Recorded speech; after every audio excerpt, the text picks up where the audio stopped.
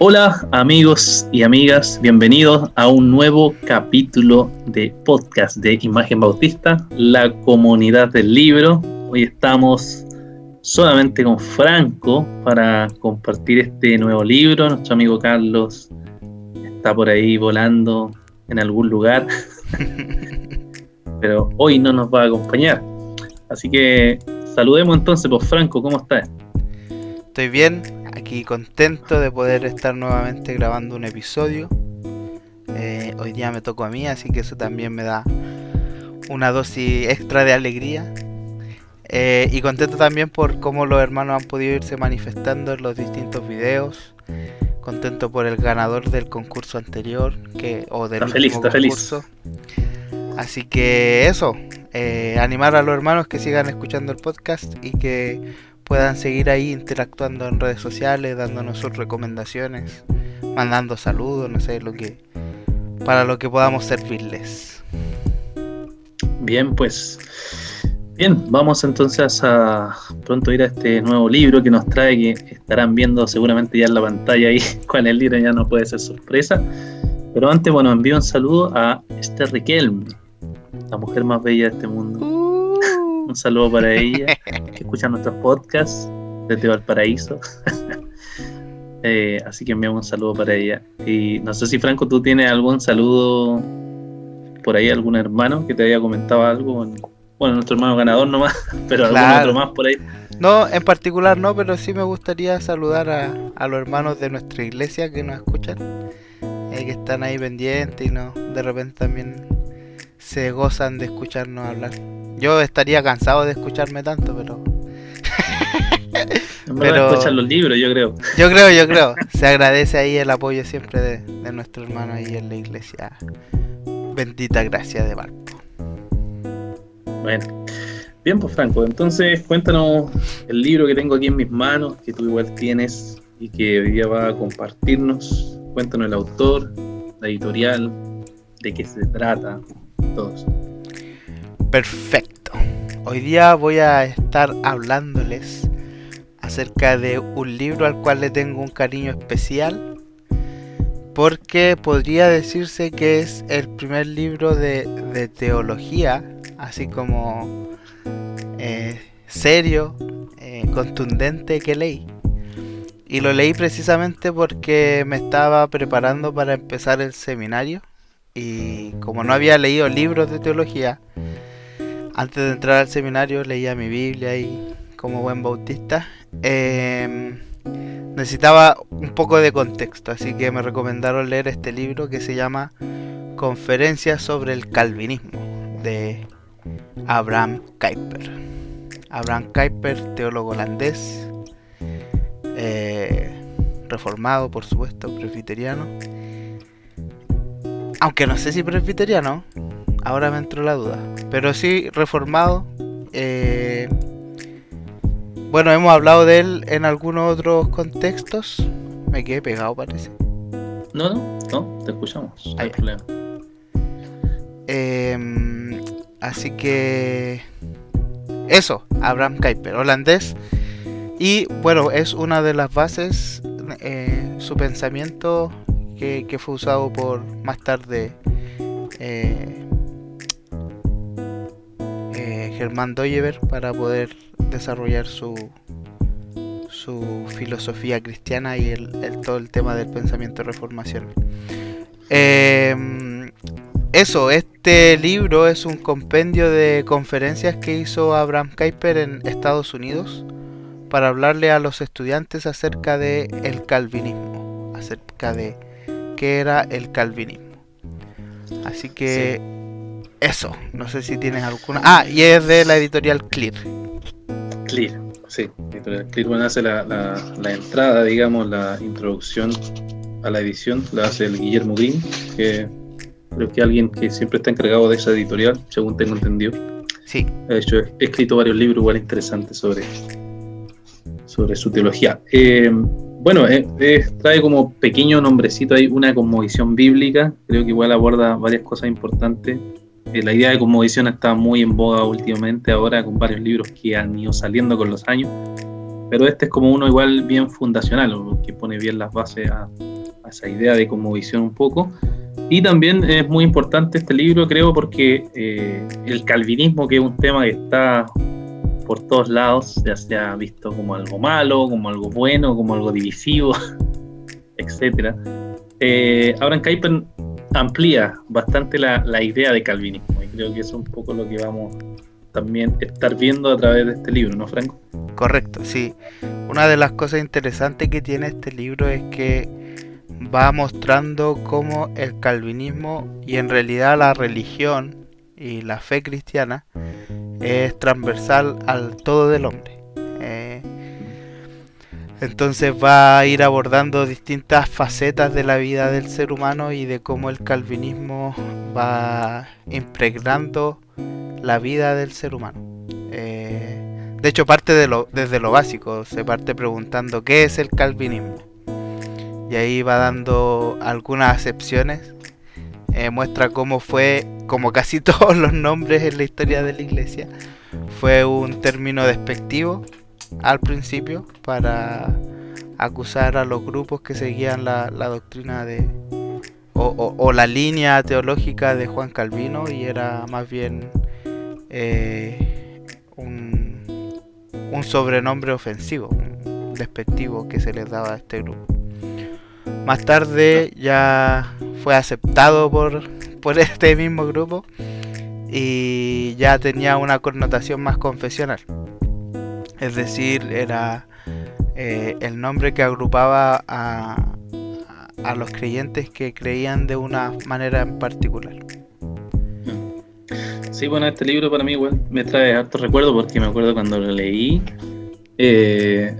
Bueno, una de las primeras notas a pie de página que sale cuando habla de dos sistemas de vida que están luchando una contra el otro en un combate mortal, ahí en la página 11, cita a James Orr. James Orr es un teólogo que tengo entendido escocés, no estoy muy seguro, pero la cosa es que yo providencialmente, antes de enterarme incluso de esta idea de cosmovisión, yo me compré ese libro en Tacna.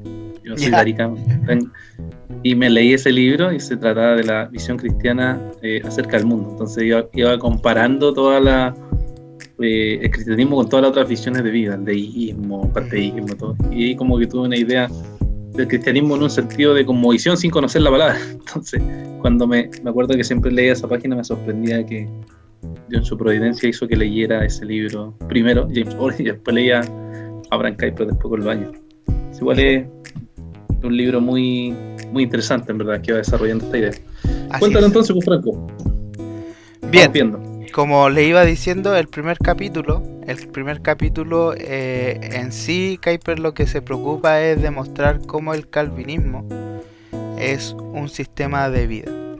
Y me llama mucho la atención. En ese tiempo que lo leí por primera vez, no pude hacer reflexiones muy acabadas o muy profundas, o quizás no me llamaron la atención ciertas cosas, pero ahora que lo he vuelto a leer, me hace pensar el cómo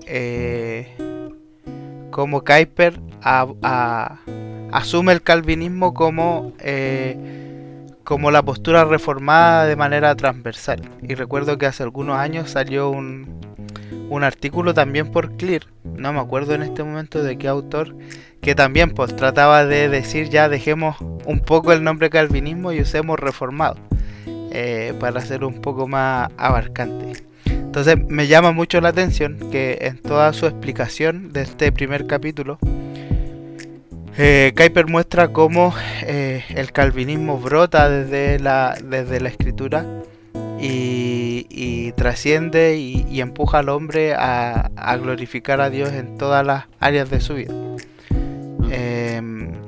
Y de hecho en este libro, o en este primer capítulo, da algunos esbozos de lo que va a tratar en los capítulos posteriores, que es que el cristiano que es confesional, que cree que la Biblia es palabra de Dios y que cree que Dios es soberano y que el hombre fue hecho para glorificar a Dios, evidencia esta convicción en todas las áreas de su vida, tanto en la religión como en la política, como en la ciencia, como en el arte, y también obviamente en su expectativa del futuro.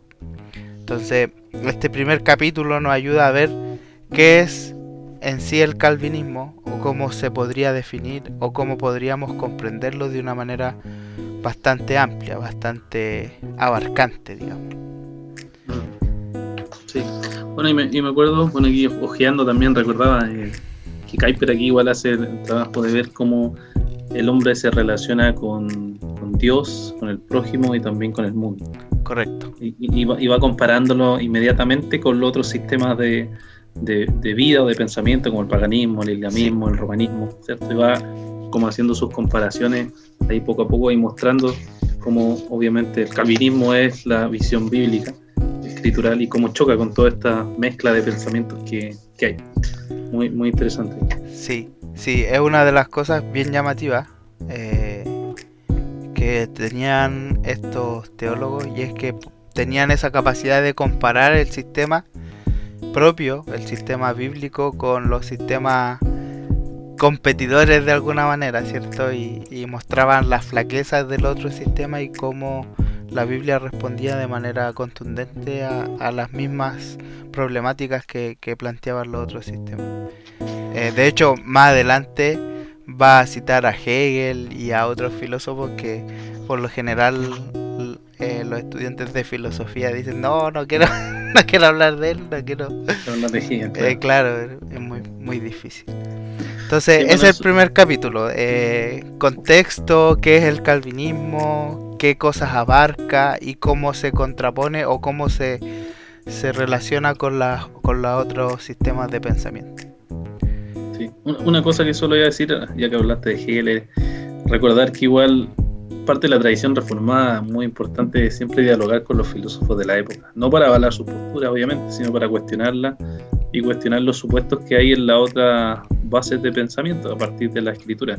Claro. Creo que Kuyper sigue, digamos, obviamente esa tradición que uno lee, la institución va a encontrar miles de citas de autores paganos, digamos, sí, sacando lo bueno, digamos, de lo que ellos dicen, como cuestionando los supuestos malos que tienen. Bueno, de algún modo Kuyper también cita a Calvino en ese sentido, en el aspecto de que la convicción del calvinista es que toda verdad o toda cosa verdadera pertenece a Dios y surge de Dios. O sea, el hombre la dice aun cuando no sea creyente porque Dios se la ha dado de algún modo. Llámele gracia común o lo que quiera llamarse. Claro, imagen de Dios, ¿cierto? Y también porque Cristo es Rey del universo. De hecho, aquí en este libro está esa frase donde Kuyper dice que no hay centímetro en toda la existencia del cual Cristo nos diga esto es mío. Entonces, el libro está lleno de esta idea de que Cristo es Rey, de que Dios es soberano y de que el hombre fue hecho para glorificar a Dios. El sentido de la vida calvinista, diría alguien por ahí. Sí. Bien, Dino, entonces viene el calvinismo y la religión, que es la primera. Sí, es digamos, un capítulo maravilloso. Maravilloso porque él siempre parte los capítulos haciéndose preguntas respecto de, por ejemplo, la religión, la política o la ciencia. Y aquí empieza a preguntarse qué es la religión, desde dónde nace la religión, por qué hablamos de religión, ¿cierto? Y de hecho hay una pregunta que es brutal, que es si acaso la religión es particular, está limitada o es universal. Y para llegar a esa pregunta lo primero que hace es mostrar que la religión es un tema que está en la raíz del ser humano, o sea, que es un tema del cual ningún ser humano puede escapar, y producto de que el hombre ha sido afectado por el pecado, él no pierde su necesidad de religión o de adoración, de honrar a un ser divino, digámoslo de alguna manera.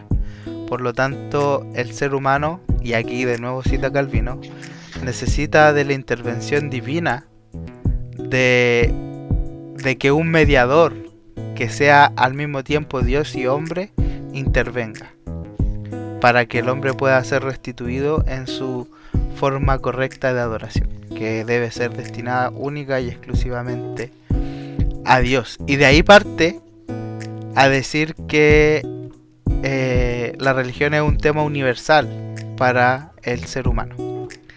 Pero, como es esperable, inicia primero evaluando si es posible que la religión sea particular o limitada. Y aquí hay una cita que tengo anotada, que es cuando él está suponiendo y dice, ya, pensemos en que sí, en que la religión no es universal, sino que es parcial. Él dice, así dice, la religión se excluye de la ciencia y su autoridad del dominio de la vida pública. Y de ahora en adelante su cámara privada, la celda de la oración y el secreto del corazón deben ser su morada. Por medio de su Du Solist, Kant limitó la esfera de la religión a la vida ética. Los místicos de nuestros tiempos han exiliado la religión a los recogimientos del sentimiento. Y el resultado es que, de muchas maneras diferentes, la religión, que una vez fuera la fuerza de la vida humana, ahora es colocada al margen de la misma y lejos del desarrollo del mundo, se la concibe como escondiéndose en un refugio distante y casi privado. Ya en ese tiempo Kuyper veía cómo se estaba relegando la religión al ámbito únicamente privado, al ámbito de la sensación, de la voluntad práctica, dice por ahí.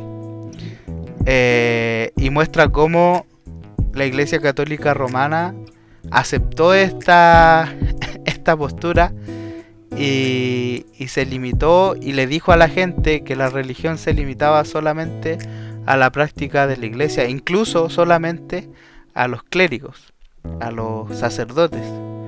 Ellos estaban repartidos entre el lugar santísimo y el lugar santo, y los atrios era para el resto de gente que quisiera participar de la religión, pero no tenía ninguna otra injerencia en el resto de la vida del ser humano. Y Calvino dice, y Kuyper dice, el calvinismo fue llamado por Dios a darse cuenta de que este era un problema y que no es la forma en que Dios hizo al hombre. Entonces aquí Kuyper dice, si todo lo que existe para la gloria de Dios, entonces se sigue que toda la creación tiene que glorificar a Dios, y dice, y en particular el hombre, que fue creado para Dios.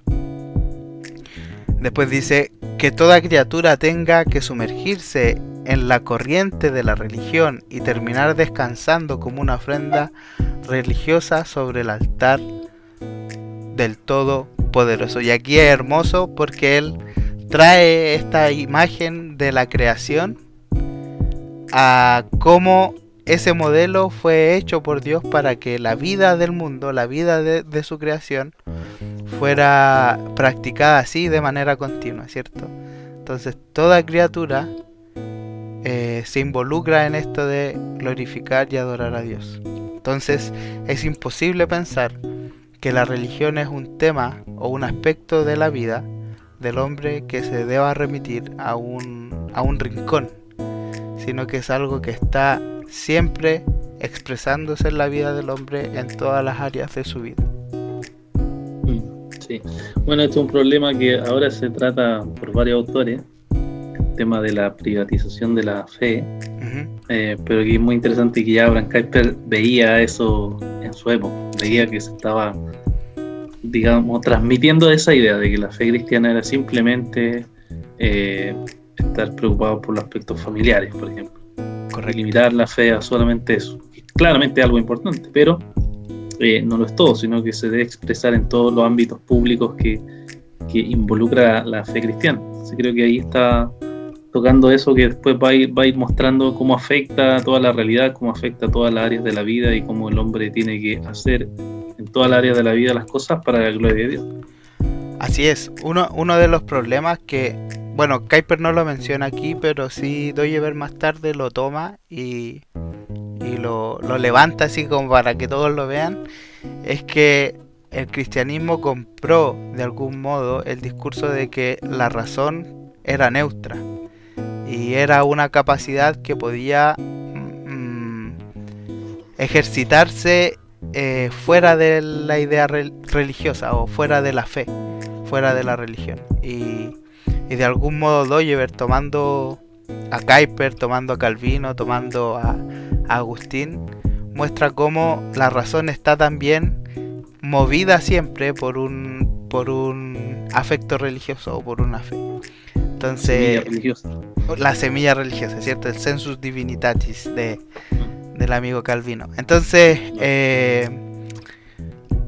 bueno, Kuyper empieza ya a hablar de esto. Empieza aquí en este libro a mostrar cómo la religión es una parte fundamental del ser humano y de la cual no puede deshacerse ni desligarse, porque es expresión de lo que Dios hizo en él, de cómo Dios creó al hombre, al ser humano. Y bueno, y termina diciendo en este capítulo que la religión es soteriológica, que la religión tiene un propósito, después de que el hombre cayó, tiene un propósito de buscar la reconciliación de Dios con el ser humano, o del ser humano con Dios. Es el Dios creador obrando para que el hombre pueda volverse en arrepentimiento a él y su corazón sea vuelto a ser centrado en Dios, y vuelva a vivir para Dios. Sí, buenísimo. Y desde aquí pasa al concepto de la iglesia.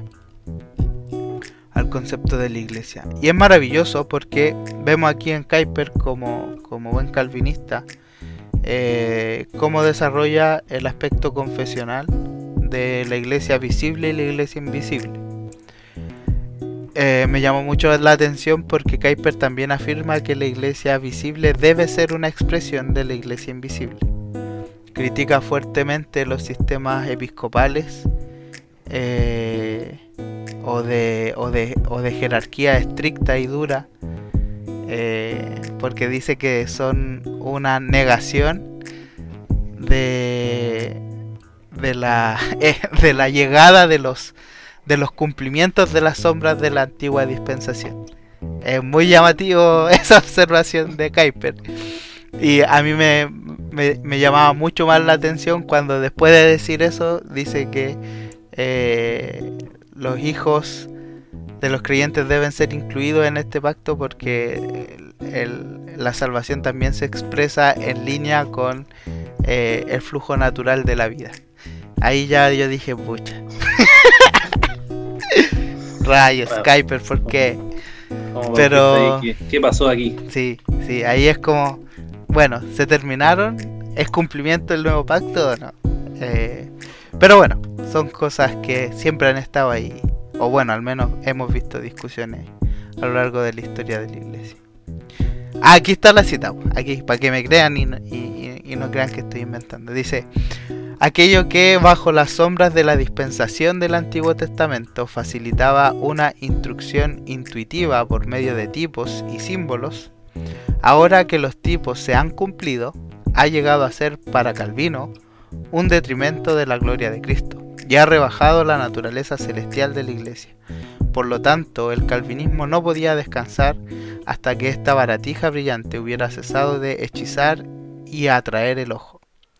Solamente hasta que el último grano de la levadura sacerdotal hubiera sido eliminado, la iglesia podría en la tierra llegar a ser nuevamente el atrio exterior desde el cual los creyentes podrían mirar hacia arriba y hacia adelante al verdadero santuario del Dios viviente en los cielos.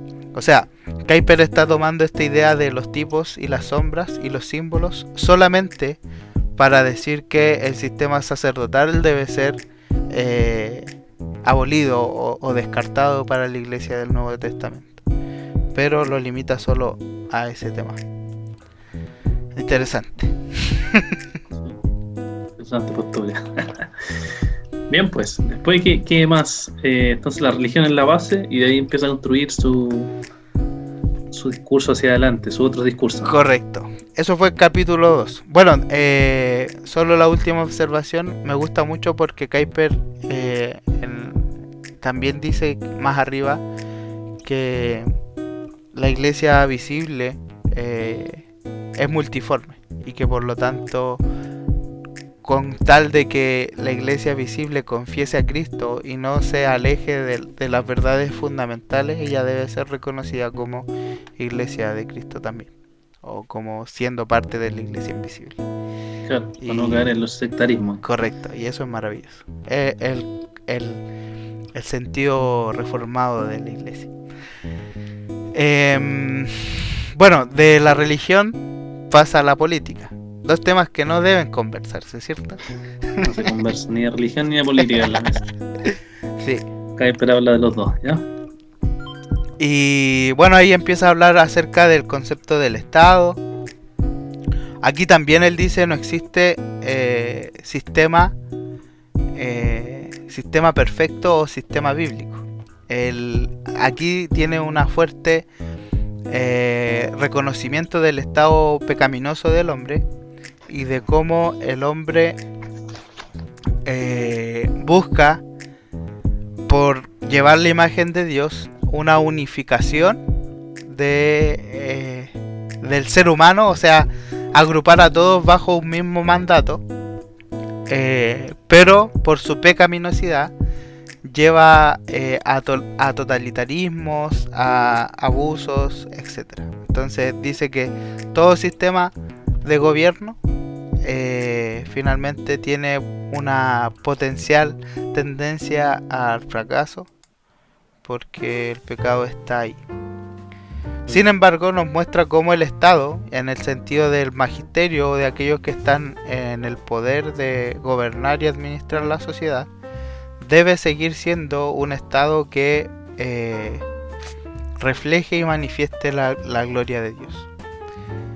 Es un poco complejo este tema y de hecho yo cabeceé bastante porque si lo leemos superficialmente podríamos entender que Kuyper cree que todo gobernante es cristiano y debe ser cristiano, pero la verdad es que no.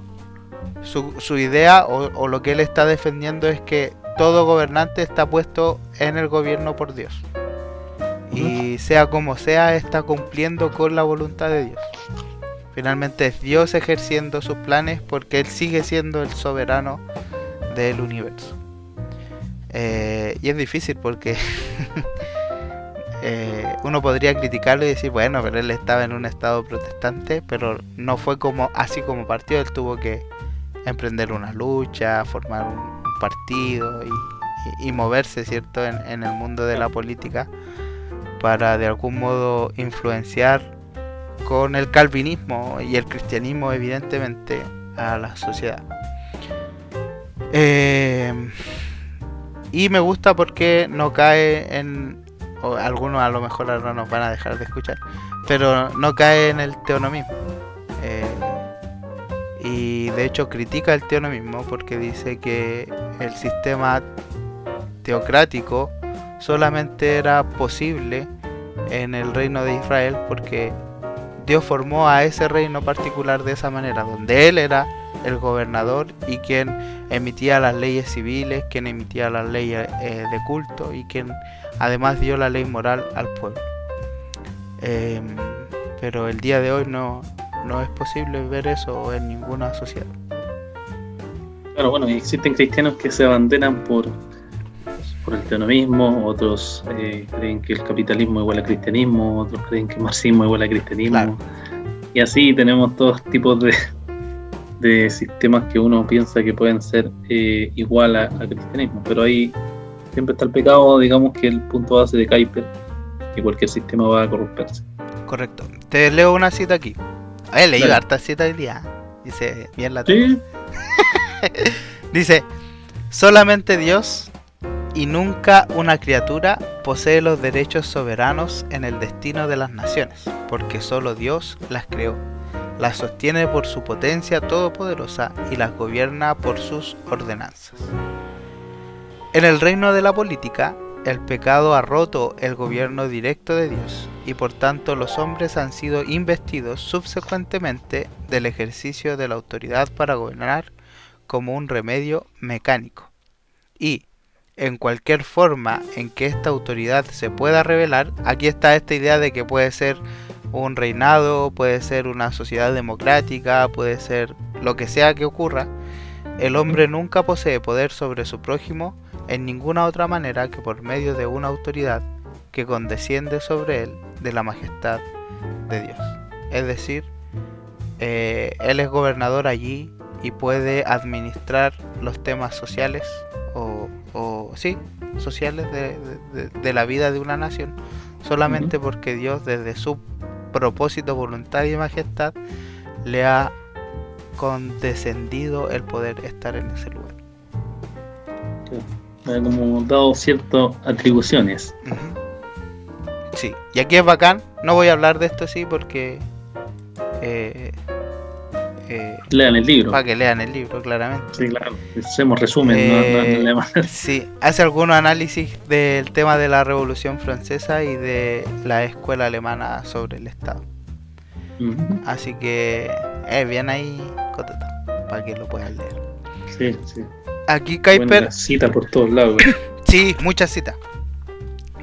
Lo bacán aquí de Kuyper es que ya empieza a ver esta idea de la soberanía, las esferas de soberanía, donde la iglesia está delegada por Dios en el ámbito de la religión, el Estado en el ámbito de la política y la administración social, y así.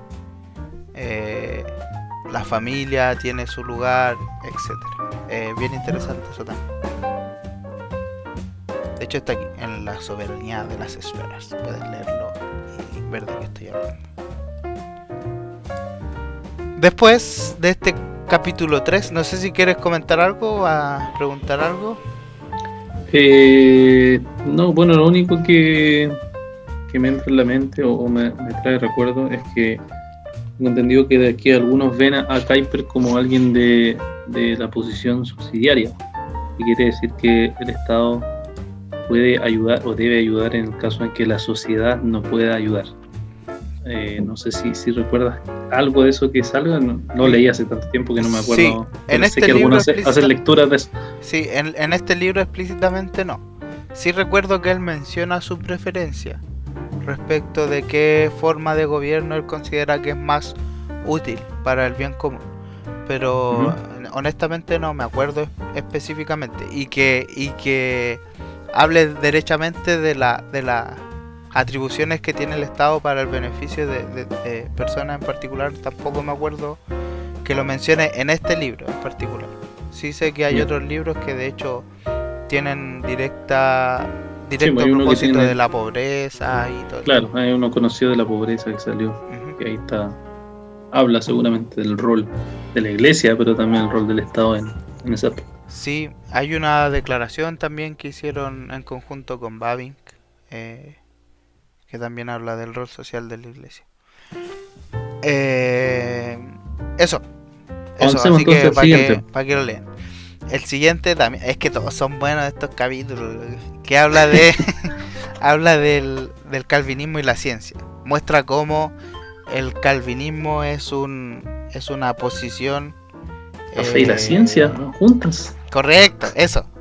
Una posición que fomenta el estudio de la ciencia, el estudio de lo que nos rodea. Si Dios hizo todo para su gloria, si Dios se manifiesta en su creación, entonces el ser humano debe estudiar la creación de Dios. Debe estudiarla y debe encontrar en ella alegría y más amor y admiración por Dios, que hizo todas las cosas. Habla acerca de que el calvinismo vuelve a poner a la ciencia en su correcto dominio, y no le exige respuestas más allá de sus capacidades. La ciencia no nos va a hablar acerca de la trascendencia del hombre, por ejemplo, o de su condición de salvación, y es fantástico eso. Y también habla de que el calvinismo entiende que Dios es bondadoso y por lo tanto extiende su favor a justos e injustos, como dice su palabra, y ahí habla un poquito de la gracia común. y de cómo no creyentes pueden ejercitarse para hacer descubrimientos a través de la ciencia, y Dios les permite también inteligencia y les permite capacidades para poder hacerlo. Sí, bueno, aquí hay una cita que estoy leyendo en la 150. Preciosos tesoros han llegado hasta nosotros de la antigua civilización pagana. En Platón encontramos páginas que devoramos sin parar. Cicerón nos fascina y nos transporta con su noble tono y estilo en nosotros sentimientos piadosos. Y así empieza a describir cosas buenas que uno puede encontrar. Bueno, la idea de gracia común tampoco es aceptada por todos, pero es conocida por ser quien la conceptualizó, según entiendo ahora en Kuyper, pero se puede encontrar o se puede inferir a partir igual de la institución de Calvino hacia adelante. Bueno, pero esta idea de gracia común es muy buena. Es buena y nos ayuda a entender muchas cosas, pues, del aspecto de cómo Dios sigue sosteniendo a la humanidad aún cuando la humanidad está caída en pecado. Sí, es maravilloso. Es genial porque aquí también Calvino muestra cómo hay formatos de ciencia o grupos científicos que tienen una fe propia, y va mostrando cómo también la ciencia es religiosa. Entonces vuelve un poco a lo mismo que ya había mencionado, y va ahí mostrando estas cosas. Claro, a veces se piensa que la ciencia es neutra. Correcto. Como que actúa sin ningún presupuesto detrás, pero obviamente la ciencia tiene presupuesto y tiene religión, digamos, detrás, como visión de la vida, todo eso. Así es, tal cual. Luego de eso pasa al calvinismo y el arte. Y aquí hace una especie de autocrítica y dice: el calvinismo no ha podido generar su propio rincón del arte, ¿cierto? Y ahí habla acerca de cómo las sociedades antiguas pudieron hacer arte, y tienen obras artísticas icónicas, como la Iglesia Católica Romana también pudo desarrollar su arte en la arquitectura, qué sé yo, en la escultura y todo el tema. Y muestra cómo el arte finalmente termina siendo una expresión final de algún modo de la religión. Y es maravilloso.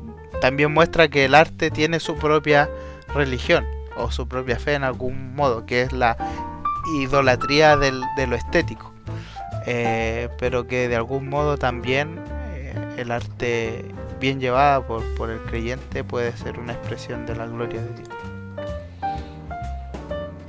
Y bueno, ahí nos habla acerca de cómo el calvinismo ha podido usar el arte en otras facetas, quizás no en la arquitectura y en la escultura, al menos hasta el tiempo de Kuyper, pero sí en la poesía y en otras expresiones artísticas. No sé si los cristianos actualmente pensaremos mucho en el tema del arte, la verdad. Creo que poco, pero hay pensadores, bueno, de Francis Schaeffer, que desarrolló un famoso libro, y su amigo Rockmaker, y en las escuelas reformacionales hay pensadores que se dedican al arte en la actualidad también. La creación como liturgia, me acuerdo. Ahí por ahí está Smith, sí, y otros quizás que no me acuerdo sus nombres, pero hay gente que está pensando, o sea, cristianos, profesores, escritores que están pensando, pero así que sea algo que común y corriente pensemos, no mucho, yo creo. No mucho. Sí. Y es bien interesante porque Kuyper aquí incluso habla de que el arte secular o el arte no religioso el arte no religioso es resultado precisamente de la intervención del calvinismo en la historia. De algún modo, por su arremetida en contra del romanismo y su ¿cómo decirlo?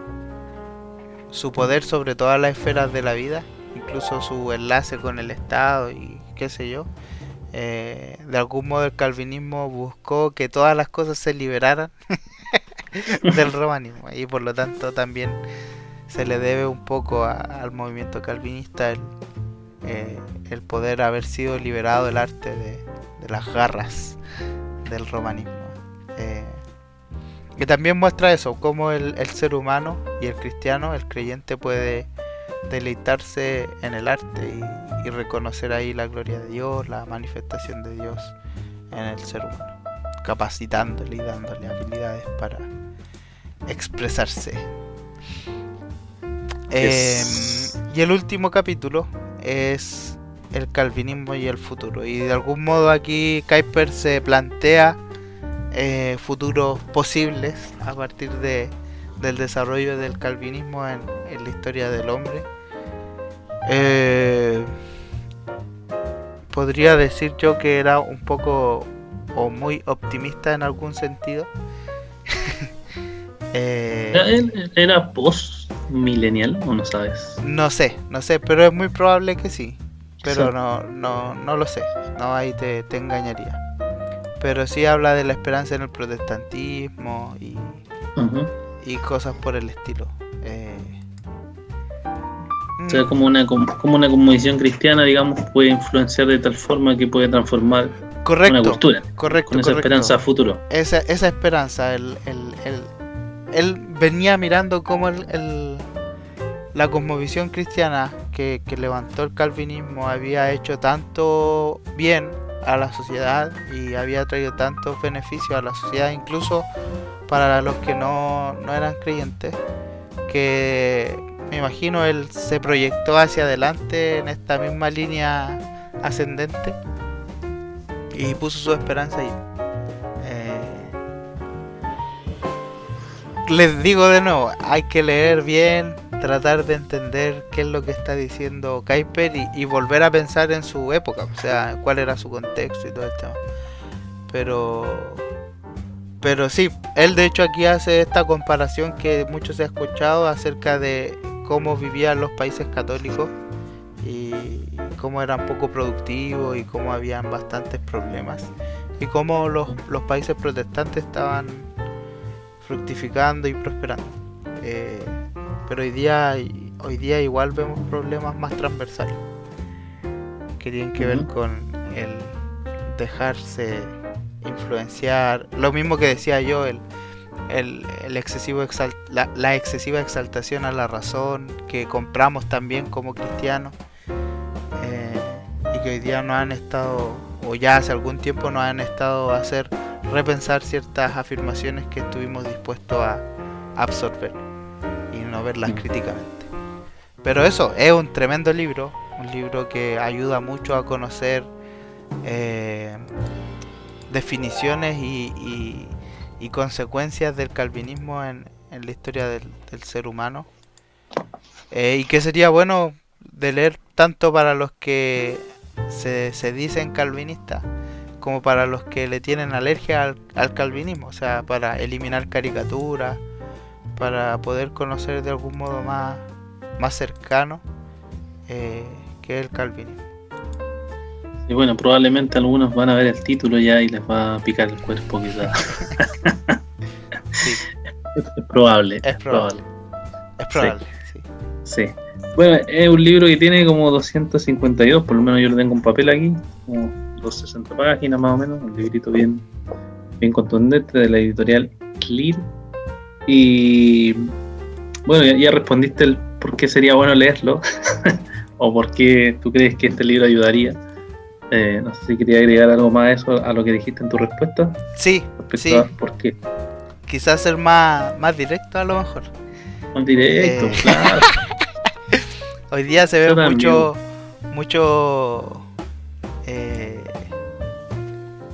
muchas discusiones en Facebook de qué es ser calvinista, qué es no ser calvinista, o qué es ser reformado, qué no es ser reformado, o crítica al calvinismo derechamente, a veces sin conocerlo. Entonces creo que este libro ayuda mucho a mirar de una manera más general y un poquito más cercana qué es el calvinismo.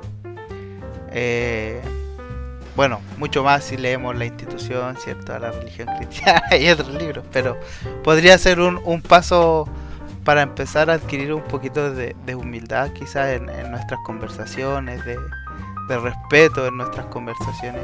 En este libro se ve cómo Kuyper ha desarrollado eso, el respeto por el otro, el respeto por cómo el otro entiende y ejercita su fe. Y creo que nos hace falta muchas veces eso. Entonces es un libro muy bueno que nos puede ayudar a entender mejor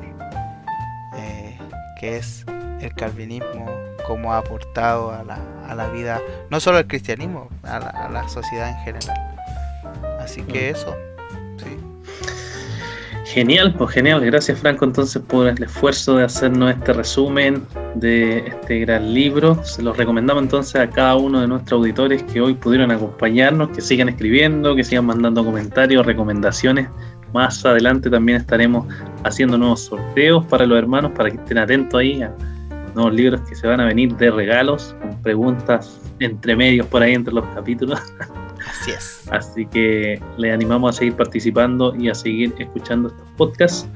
Así que bueno, Editorial Clear, ya saben, Conferencia sobre el Calvinismo, una cosmovisión bíblica escrita por Abraham Kuyper. Bueno, unas palabras para despedirnos, Franco, si quieres decir algunas palabras para irnos ya y terminar este capítulo. Sí, sigan escuchándonos, escribiéndonos, como ya decía Daniel, y sigamos conociendo, estudiando la palabra del Señor para glorificarle a Él y servirle de mejor manera. Así es. Bien, pues mis queridos auditores y amigos hermanos, nos vemos entonces, si Dios quiere, en el próximo capítulo. Adiós. Chao.